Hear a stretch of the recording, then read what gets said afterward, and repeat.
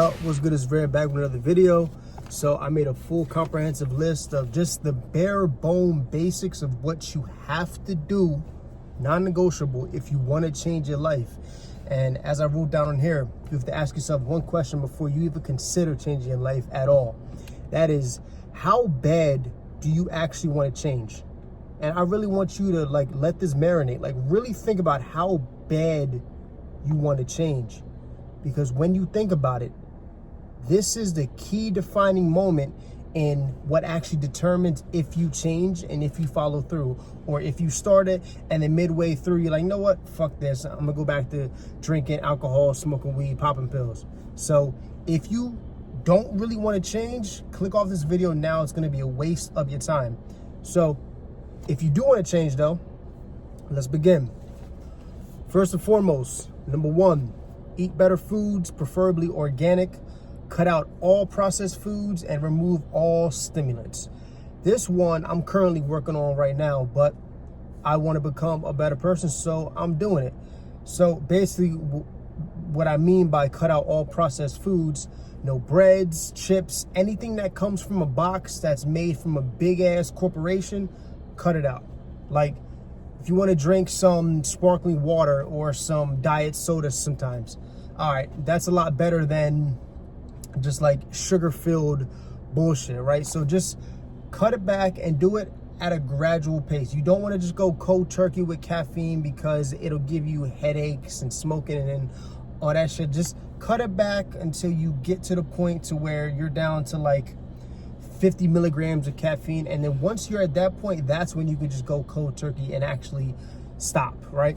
So number two, learn how to fast and do it a few times a month. Fasting is one of the hardest things you can do if you believe it is. Like all things, it's the perspective and it's the mindset of how you feel about it. Now, there's multiple ways to fast. To put it simply, there's water fasting, juice fasting, and then there's raw fruits or vegetable fasting. The one that's the most feasible for most people is eating raw fruits and vegetables, basically just being raw vegan. Do that for 30 days or do it 4 days out of the week, some months, and then your body will naturally become more accustomed to it, and you'll get out all that old sludge, because every time we eat, the food gets in the digestive system and then it sits there, especially if you eat a lot of meat, pause. A lot of it gets stuck in your guts, pause, and then it just sits there, it putrefies, and that's why when people pass gas, it smells so bad, because that's putrefying dead things just becoming worse. And not to get too scientific-y, but the gut and the mind are connected. The bacteria in your gut directly send signals up to your brain to tell your brain what you want. That's why when you are feeling a really strong craving, like you want something salty or sweet, it's not you and it's not your brain, it's the bacteria in your gut. So that's a whole nother subject. Number three, stop drinking alcohol. This is non-negotiable. I get you like to go out, you like to get lit, you like to have fun, maybe you're a socially awkward person, but I'm telling you right now, alcohol was made to destroy you. Just point blank simple. You gotta stop all forms. Wine, beer, whatever, all of it. Just cut out completely. Number four, right? Yeah, 4. Be productive all day. Save the games and shows and movies for nighttime. Realistically speaking, we're not going to not watch TV. We're not going to watch movies. I get that. You see a new movie come out or you see the new season of Stranger Things, you want to watch it. Me too.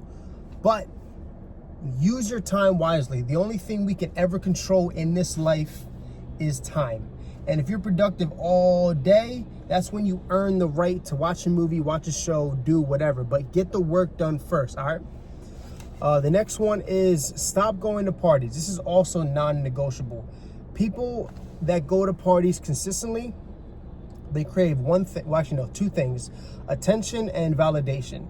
If you are a party goer, I get it. I've been to parties, I've had alcohol, I've had fun, all that bullshit, but it's not worth it, yo. In the end, you are surrounded by literal zombies. You're surrounded by people who have no soul. It's just a really toxic environment, and the longer you stay there, the more you're going to become that, and then it's a part of your life, and then you go down that hill. Look at any famous person that started off as a goody two shoes and then a year into being famous, they're on drugs and they eventually OD, right? There's a reason for that. The next one, remove toxic or distance yourself from toxic people. Toxic people are an infection. They're like bacteria or a virus that make you sick. You don't feel it at first, but it spreads throughout your body and then you become toxic. There's not much more I can really expand on that. Just, you don't want to you don't want to surround yourself around toxic people because you become more toxic. This can be hard because some of the toxic people that you know are your parents or your best friends from elementary school, but you got to separate yourself. The next one is find faith, a belief system, or create a system that gives your life a positive meaning.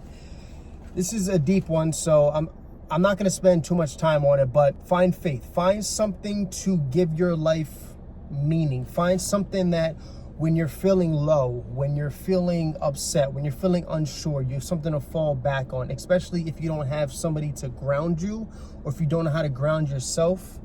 You need something to grasp to give you hope. Next one is stop living through fear. Caution is fine, fear is not. Living through fear is the absolute worst thing you can do because you're only operating from the mindset of how can I protect myself and protect people that I love. That is good, but if you only make a decision based on fear, you're at the liberty of whatever is making you scared. The next one, stop negative self-talk. This one is an absolute non-negotiable. Your brain literally changes how it adapts, how it wires neurons and all that based on how you talk to yourself. So if you say, yo, I'm a piece of shit, yo, I'm poor, I'm broke, I'm nothing, I'm ugly, you're gonna eventually believe it, and your brain's gonna literally rewire itself to actually believe in everything you're talking about. Because the brain, we have this thing called neuroplasticity. To basically break that down is the more you think about something, the more your brain will literally change its wiring to fire that way. So if you think that you're a nervous person, or if you get really hesitant around somebody, if you do it long enough and if you tell yourself that long enough, you're gonna become hesitant and you're gonna be scared to speak to anybody, because that's what your brain thinks it has to do. That's what it thinks that it's become now. So the next one, become goal-driven. People have an insatiable need to conquer things, to do things, to achieve things. Our desire, that's what makes us so different. We have so many desires and wants and all of that stuff. So a way to utilize that to our advantage is create mini goals or create big goals and then achieve all of them and never stop. All right, absolutely never stop. If you have a goal to make $1,000, make $1,000, then make a goal for 2,000 and so on and whatever. That can apply for literally anything. Just never stop, because our nature is expansion. So utilize that to your benefit. The next one, become adaptable. This is the most important life skill, period. No matter where you are, if you're not adaptable, and you know what, perfect example of this is, let's say you become a cop, right? And you're a real hothead. You get angry really, really fast, and you just want to pop off. That's a really bad skill to have as a cop, because if somebody talks back to you, you're just gonna grab your gun and boom, boom, boom, they're dead, you're fired, in jail, whatever, right? However, if you were adaptable, you would be able to realize you're just doing your job, and that hothead mentality won't work in that scenario. So you just need to learn how to do certain things at certain times and learn how to read the room. Learn that it's not necessarily that you're being fake. It's that you are adapting yourself to fit the scenario, because a certain mentality or a certain attitude or even personality might be better at that said time. All right, so just keep that in mind. The next one is find your soul's purpose. This one is probably one of the most important things on this entire list. And I say that because a person without a purpose is just a flesh body moving throughout time. Your life essentially has no meaning. You're essentially telling yourself that you are going to come here, work, pay taxes, maybe have a family, eat some food, take a shit, and then die. That's all you're essentially saying your life means. And I refuse to be one of those people that believe that life has no meaning. As I stated in one of my previous videos, everything has a meaning and you have a purpose. And one of your main objectives of this lifetime, this soul contract, whatever you want to call it, consciousness, you agree to come here to do a certain job. A purpose is a job, not a physical money-making job, even though a lot of them do result in you making a lot of money, but it's a job that you were sent here with to uplift other people. No matter what that field is, you're helping somebody else in some way. It's a service to humanity, point blank, period. The next one is master your emotions. Now, we are emotional beings. That is a pure fact. You see the difference between someone that has control of their emotions and someone that does not.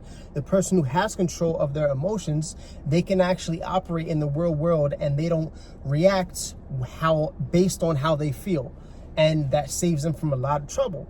However, when you look at somebody that is acting on pure emotion, they make a lot of bad decisions and they normally get in more trouble and they have a worse life overall. With that being said, this is the bare bones basics of what you have to do to change your life. But it's all predicated on that first question.